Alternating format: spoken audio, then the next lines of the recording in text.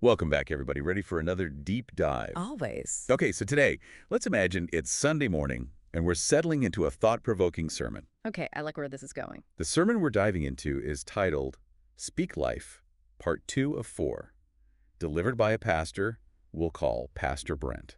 Sounds intriguing. It really is. And it was delivered on November 10th, 2024. Now, this sermon isn't just about religion, though. Oh, tell me more. Pastor Brent really focuses on the power of words, how they can heal, encourage, even help us piece back together those broken dreams we all face sometimes. So it's practical too. Exactly. Whether you're a believer or not, Pastor Brent's insights offer some really valuable takeaways for anyone looking to use their words more intentionally, to make them matter. I like that. Intentional living, using our words for good. Okay, I'm hooked. What's first?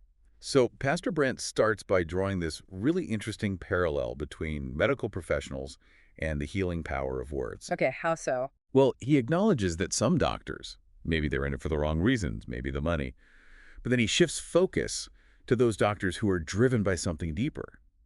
The ones who are truly dedicated to healing. Right, you can tell when a doctor really cares about their patients. Exactly. And he uses that comparison to highlight the potential we all have to be healers, too, through our words. Interesting. Yeah. So just as a doctor sets a broken bone to help it mend, our words can create the conditions for emotional and spiritual healing to happen. He even says we all have this healing ministry, whether we realize it or not. Powerful stuff. It is. But he's clear we can't force healing on anyone. Of course not. It's more like Right. we can be verbal first responders, create this space for healing. Makes sense. So how do we actually, speak life into these situations? He reminds us of a verse from the book of Proverbs. The words of the reckless pierce like swords, but the tongue of the wise brings healing. Oof, that imagery is strong. Swords and healing. Right? Our words carry weight. And he actually challenges his congregation to think about whether their words brought healing or hurt in the past week. Wow, that's a great question to ask ourselves, too. Have our words been healing lately? I know, I'm thinking about that now. So, moving on, how does Pastor Brent actually suggest we use our words for healing? Well, he starts with mending broken hearts. Okay. He reminds us of a verse from the book of Psalms that says, God is close to the brokenhearted and saves those who are crushed in spirit. The idea that even in our darkest moments, we're not alone, it's so powerful. Absolutely. It's like having that lifeline when we're feeling lost and overwhelmed. So, how do our words fit into that?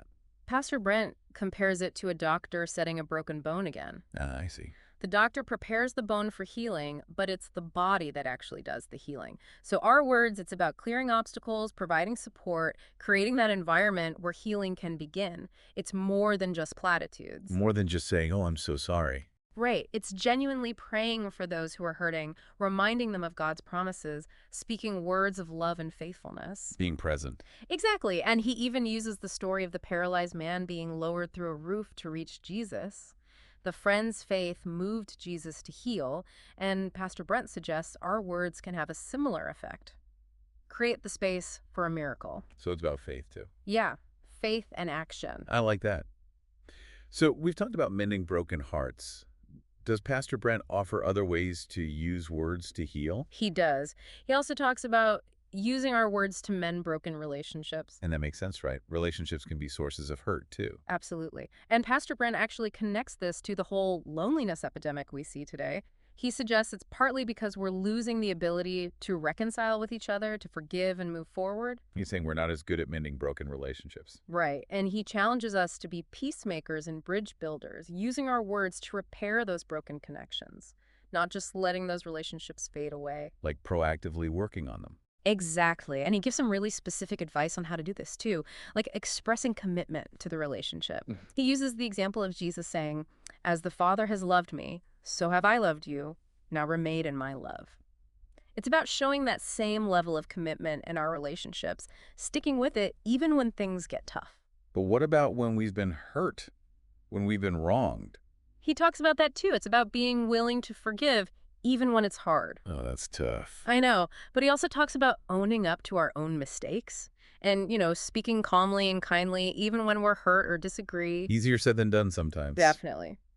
But he reminds us that a gentle answer turns away wrath, but a harsh word stirs up anger. So we've covered healing broken hearts and mending fractured relationships. We have. So much wisdom already. It's really incredible how much Pastor Brent packs into this one sermon. I know, right? Yeah. What resonates with you most so far? For me, it's the intentionality behind our words. Are we using them to build up or tear down, to speak from a place of anger or love? Pastor Brent really emphasizes that responsibility we all have to use our words for good. What about you? You know, what strikes me is how he connects these ideas to everyday life. It's not just theoretical, it's about how we interact with each other every single day. The little things matter. But I'm curious to hear what else Pastor Brent has to say. It's amazing how Pastor Brent recognizes that so many people are struggling with anxiety and fear these days. He really leans into those feelings. Yeah, he doesn't shy away from those tougher emotions at all, does he? Not at all. In fact, he even uses this imagery of King Saul's troubled spirit before David played his harp. Who? Oh, yeah, I remember that. It really paints this picture of restlessness and unease. I think a lot of us can relate to that feeling, just feeling kind of off. Absolutely. It's that feeling of just not being able to settle down or relax. Yeah. Yeah, and he connects that feeling of unrest to fear. Fear of rejection, fear of failure, the unknown, all those vulnerabilities we try to hide. It's like he's speaking directly to that deep-seated anxiety we all experience sometimes. Exactly. And what's interesting is he links fear to a lack of faith, too. He suggests that in those fearful moments, what we really need are people who can speak words of courage and truth. Yeah, to remind us of what's real and what's important. Exactly, to help us reframe our perspective. I like that. Reframing our perspective. He brings up some powerful verses here, too. Oh, yeah. Like what? Well, he highlights a verse from the book of Proverbs that says, "Gracious words are a honeycomb sweet to the soul and healing to the bones." That's lovely. It is, isn't it? And another one that says, "The soothing tongue is a tree of life, but a perverse tongue crushes the spirit." It's like our words can be a source of life or death. So powerful. It's true, though, isn't it? Words have incredible power. They can build someone up or tear them down. They really can. And it's not just about what we say, but how we say it, too. Our tone, our body language, it all plays a part. Absolutely. Sometimes just a kind word or a listening ear can make all the difference. A gentle reminder that we're not alone in our struggles. Exactly. So we've talked about healing broken hearts, mending relationships, and now soothing troubled minds. What's next? Well, Pastor Brent tackles something I think a lot of people will resonate with: shattered Ooh, dreams. that's a tough one. We've all experienced that at some point, haven't we? Yeah, for sure. Whether it's a career setback or a relationship ending or a health challenge, those shattered dreams can leave us feeling lost and directionless. Absolutely. So how does Pastor Brent approach this topic? What's really effective is the way he uses storytelling. I love a good story. Me too. Yeah.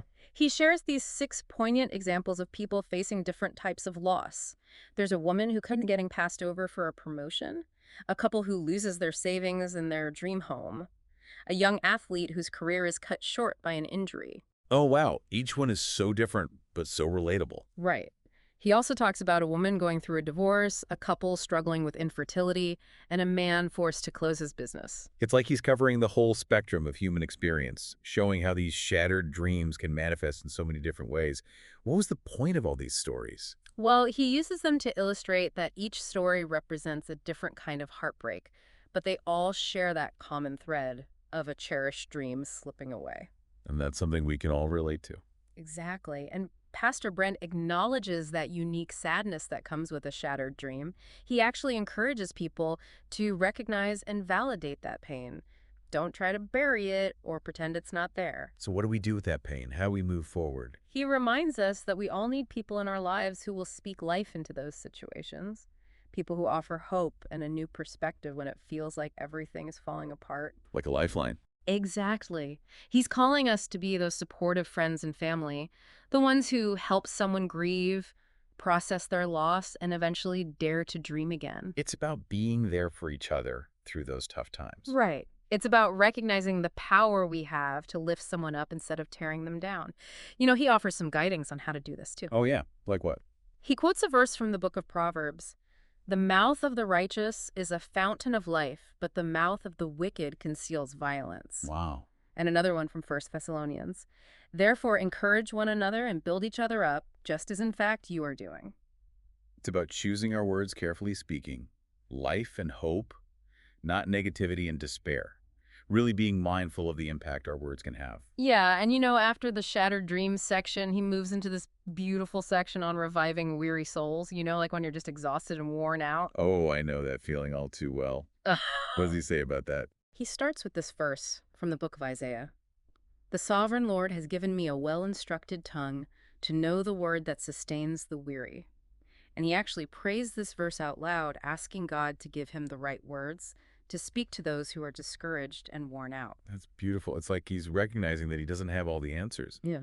that he needs God's help to speak effectively to those who are struggling. Exactly. It's a posture of humility. And he points out that we all get discouraged sometimes. We all need those encouraging voices in our lives. It's true. We can't do it alone. We all need that support system. Yeah, and he even shares the story about his mom, who always said her job as a parent was to put her kids back together after they came home from school feeling discouraged by harsh words. Oh, that's so sweet. Yeah. It's like being a safe haven, a source of love and support. It is, isn't it? And Pastor Brent highlights how important it is to counter those negative voices with words of truth and encouragement. It's like actively battling those lies that creep into our minds, reminding people of their worth and value. It's like being a warrior for truth and light. I love that. A warrior for truth and light. He brings up another verse this time from Ephesians. Speak the truth in love. He suggests that this applies not just to correcting someone who's wrong, but also to uplifting those who are feeling weary. And he gives some really practical examples, too. Give me an example. Like, if someone is struggling with comparison or feeling inadequate, remind them they're God's creation and enough just as they are. Or when someone feels alone, remind them of God's constant love and presence. Those are good ones. Yeah. Any others? Yeah. And when someone is overwhelmed by past mistakes, remind them of the overwhelming power of God's grace. If they're feeling unloved, remind them they're never truly alone. It's about being that voice of hope. Pushing back against the darkness with light, countering lies with truth. So powerful. It's like we have this incredible responsibility to use our words for good, to make a difference in the world. We do. And Pastor Brent wraps up this section by reminding us that when people are at their wits' end, when they're exhausted and worn out, we're called to point them back to God, the ultimate source of strength and hope. We become a conduit for God's loving grace. Exactly. It's amazing how he weaves together personal stories, verses from the Bible, and practical wisdom. He really is a gifted speaker. He is, isn't he? He's not just preaching, he's creating an experience. He's inviting his listeners to lean in, reflect, and consider how to apply these ideas to their own lives. I feel like I should be taking notes. Me too. But guess what? He's not done yet. There's more. Oh, yeah. He brings it all home, focusing on Jesus as the ultimate source of healing. I'm really curious to hear what he has to say about that. You were right. Pastor Brent really does bring it all together in this last part, focusing on Jesus as the ultimate source of healing. And he doesn't shy away from the reality that we live in a broken world. There's pain and hurt all around us. He even acknowledges that some people might have come to church that day needing healing themselves. It's like he's speaking directly to the people in the room, recognizing that they might be hurting, maybe feeling far from God or wounded by someone or discouraged, lonely, just plain exhausted. Yeah, it creates a sense of vulnerability, like he's really meeting people where they're at. Exactly. And then he said something really powerful. God is surely speaking to you. It's like he's extending a hand to those who are hurting, letting them know they're seen and heard and loved. Really makes you feel less alone, like someone gets it. Right. And he even lists specific situations where someone might need healing, like a broken relationship with God, pain caused by someone else's actions, discouragement, loneliness, even burnout from doing good. He covers so many human experiences. It's like he's making sure everyone in the room feels understood, no matter what they're going through. Absolutely. And he doesn't just point out the need for healing. He reminds us that healing is available through a relationship with Jesus. Right. That's the key, isn't it? It's about connecting with God. Yeah. He talks about how God wants to restore our souls, to bring us back into a right relationship with him. It's about coming home, finding that peace and wholeness we all crave. Exactly. And he connects this back to Jesus' ministry, which was filled with moments of healing. Yeah, so many stories of Jesus healing people. Right. And not just physical healing, but emotional and spiritual healing too. It's like he's saying that Jesus came to make us whole again, to restore what's broken, to bring us back to life. To give us hope. Yes. And then, in a moment of raw honesty, Pastor Brent shares his own belief that God is speaking through him, directly to the hearts of those who need healing. It's a really beautiful moment of surrender and trust.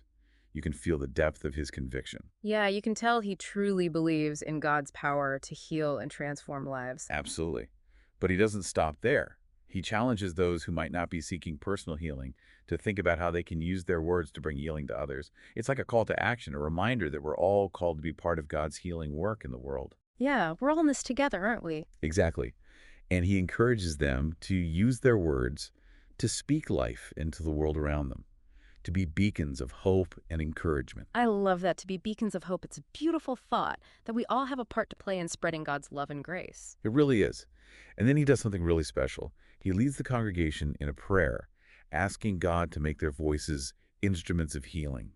He prays for those with broken hearts, broken relationships, troubled minds, shattered dreams, weary souls. It's like a collective moment of seeking God's guidance, asking for the right words to mend, restore, and revive. Powerful stuff. It is. It really is. And he ends with this simple but profound statement: Lord, make my voice an instrument of your healing this day. May all I meet this week find the help of God in my words. It's a beautiful reminder that every interaction we have is an opportunity to speak life, to offer hope, to be a conduit of God's love, to make a difference. It really is. This deep dive has given me a lot to think about. Pastor Brent's message about the power of words is both timely and timeless. Couldn't agree more. It's a message that we all need to hear. And it's a message that we can all put into practice, starting today. So as we wrap up, what if we all committed to using our words more intentionally? Not just on Sundays, but every single day. What kind of impact could we have? Imagine a world where every conversation was an opportunity to bring healing and hope. What a beautiful thought. Until next time, remember, your words have power. Use them wisely. See you next time, everyone.